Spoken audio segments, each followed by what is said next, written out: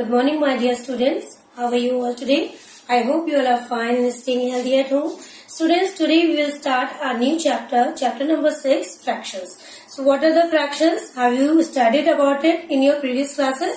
I will tell you what is fraction. Students, we know that when a whole object or group is divided into equal parts.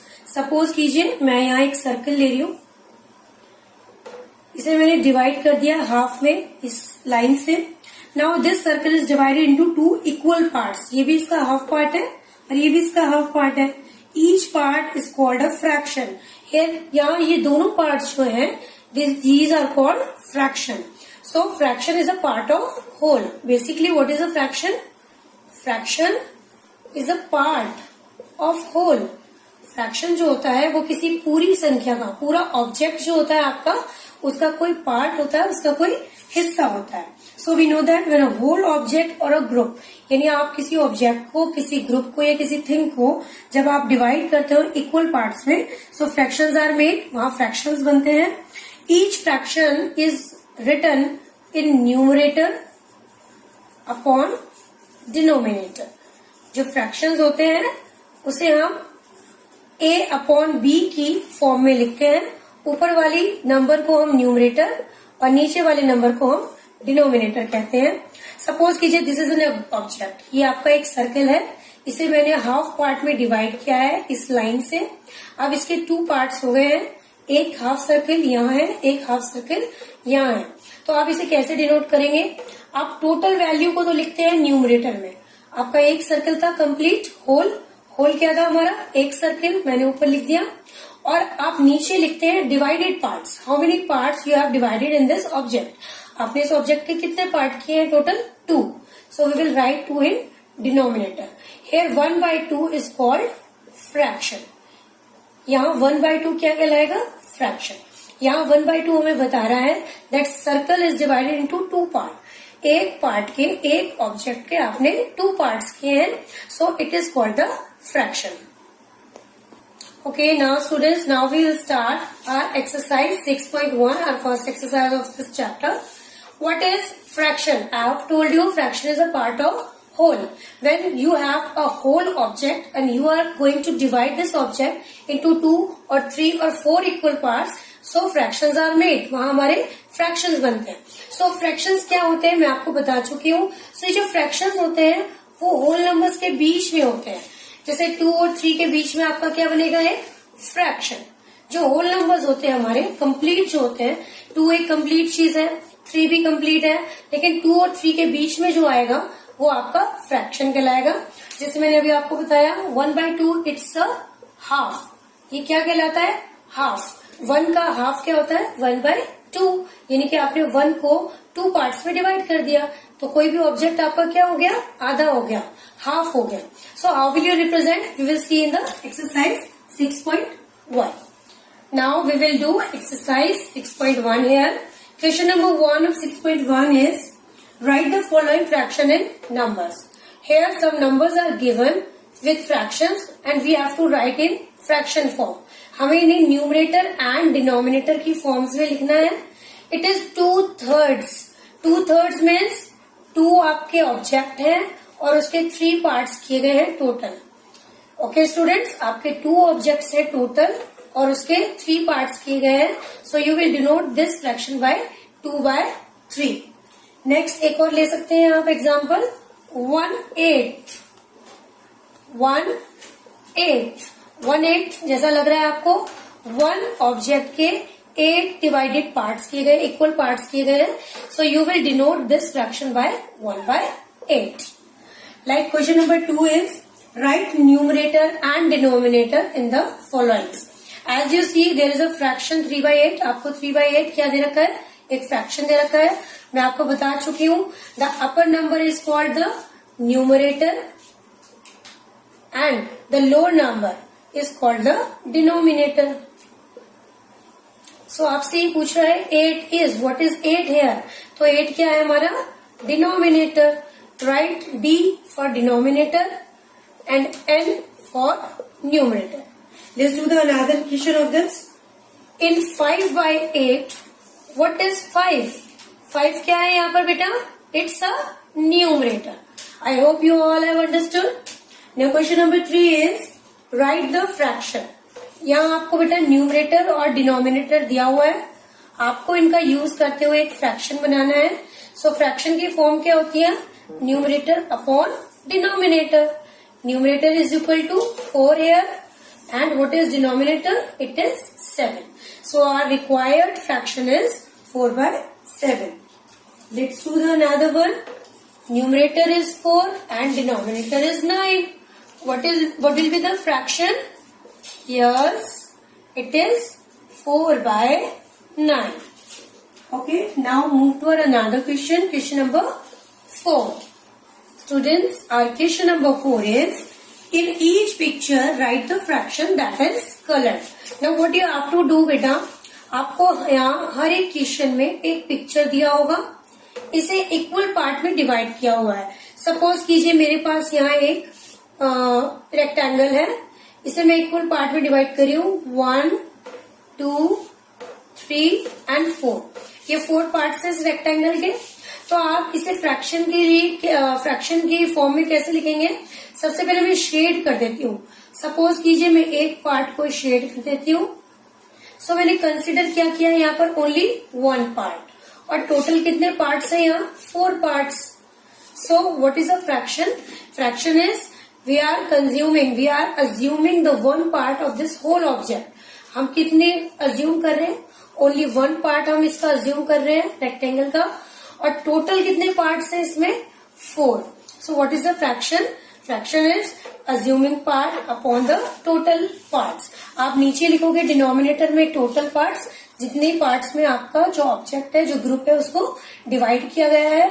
और ऊपर आप वो number लिखते हैं जितने number shaded है या जितने नंबर हमने कंसिडर किए हैं. यहाँ हमने सिर्फ एक पार्ट कंसिडर किया है, इसलिए हम न्यूमरेटर की जगह 1 और डिनोमिनेटर की जगह 4 लिखेंगे, क्योंकि पूरा होल रेक्टेंगल आपका 4 पार्ट्स में divide. Let's do the question. Question number 4 का फर्स्ट पार्ट है, दिस इज अ रेक्टेंगल और इसके 6 पार्ट किए गए हैं. 1, 2, 3, 4, 5 एंड 6. 6 में से ओनली 2 पार्ट शेडेड हैं. तो आप इस फ्रैक्शन को कैसे लिखेंगे? कितने फ्रैक्शंस के पार्ट शेडेड हैं? 2. शेडेड पार्ट को आप न्यूमरेटर में लिखते हैं और टोटल पार्ट्स को आप डिनोमिनेटर में लिखेंगे. The fraction is 2 by 6. Let's do the another question of this question. Another part. यहाँ देखिए हमारे पास इक्वली सर्कल्स हैं, 8 सर्कल्स हैं. इन 8 सर्कल में से हमारे 4 सर्कल्स शेडेड हैं. तो आप कैसे लिखेंगे? टोटल कितने सर्कल्स आपको यहाँ शो हो रहे हैं? Yes, it is 8. तो total number of circles we will write in denominator. और शेडेड पार्ट्स कितने हैं? 4. तो we will write in numerator. Okay, now next question. Question number 5 is write an equivalent fraction for the following. Students, what are the equivalent fractions? I think you have all read in your previous classes. Here question number 1 is given of question number 5. 1/3 multiplied by 3/3. So equivalent fraction कैसे निकाला है? आप numerator को numerator से ही multiply करेंगे और denominator को denominator से. आप easily in front of multiplication करेंगे. सो 3 1s are 3 and 3 3s are 9. This is called the equivalent fraction of 1/3. ये equivalent fraction है किसका? 1/3 का. क्यों? क्योंकि 1/3 को सेम नंबर से ऊपर नीचे न्यूमरेटर और डिनोमिनेटर में मल्टीप्लाई करने पर जो नंबर आता है, जो फ्रैक्शन आता है, this is called the equivalent fraction of the number. ये इक्विवेलेंट फ्रैक्शन कहलाएगा आपके नंबर का. Let's do the another question of this another part of this question. Question number 5. The 6th part of our question number 5 equivalent fraction ही चल रहा है हमारा. 4/6 को 2/2 से मल्टीप्लाई करना है. So I have told you have to multiply in front numerator with numerator and denominator with denominator. So 4 2s are 8 and 6 2s are 12. Here is the equivalent fraction. ये 8/12 क्या है? It is the equivalent fraction of 4/6. और आप इसको अलग number से, यहाँ 2/2 से किया है मैंने, आप इसको 3 से भी कर सकते हो। 3/3 से कर लो, कितना आएगा? 4 3 जा 12 और 6 3 जा 18। सो बेटा this one and this one, these all are equivalent fraction. That means अगर आप सेम नंबर से ऊपर नीचे मल्टीप्लाई करते हो, चाहे वो 2 है, चाहे वो 3 है, चाहे वो 4 है, अगर आप किसी सेम नंबर को सेम नंबर से ऊपर नीचे मल्टीप्लाई करोगे किसी फ्रैक्शन को, तो you will get the equivalent fraction of that fraction. आप 4/6 के या अलग कोई फ्रैक्शन हो तो उसके इक्विवेलेंट फ्रैक्शन आपको मिलेंगे। Now question number 6 is fill in the circles using less than, greater than and is equal to. I am doing here the first part of question number 6, 5/7 and 3/7। आपको बताना है कौन सा फ्रैक्शन बड़ा है। बेटा these are called like fractions. जब आपके डिनोमिनेटर सेम होते हैं तो आपके जो फ्रैक्शन होते हैं वो कहलाते हैं like fraction.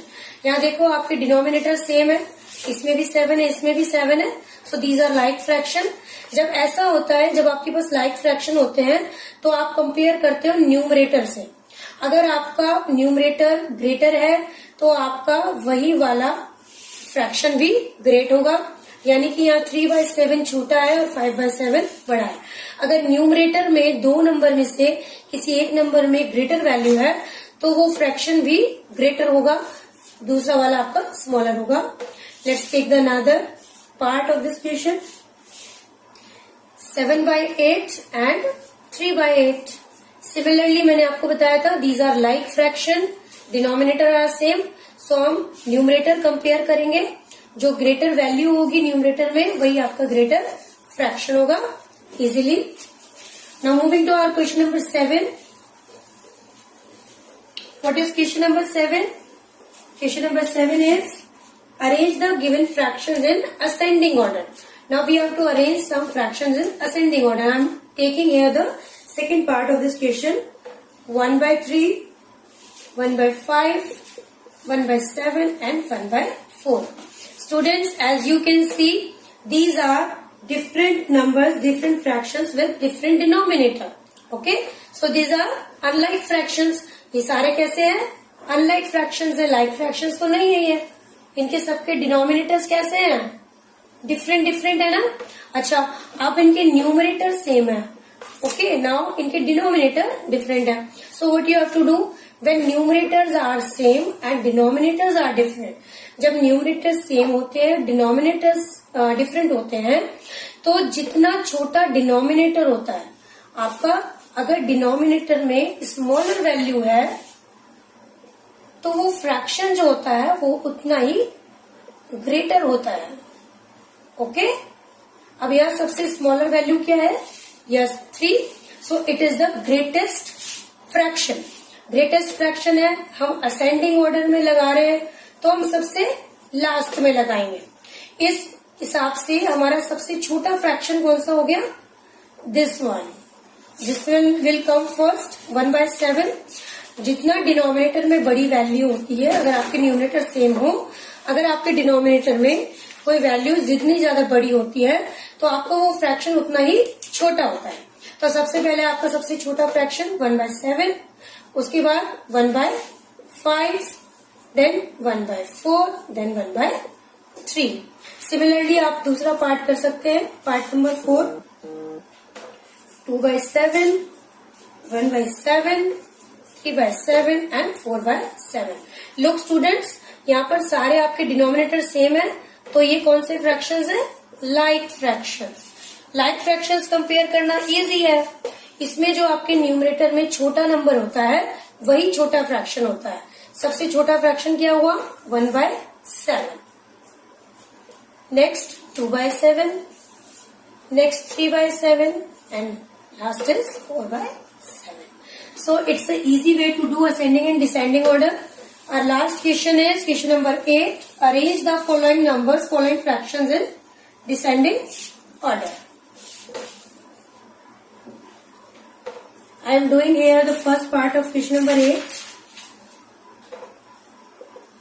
4/10, 4/7, 4/9, and 4/12. Look students, again the denominators are different, so these are unlike fractions. ये कौन से fractions है? Unlike fractions है.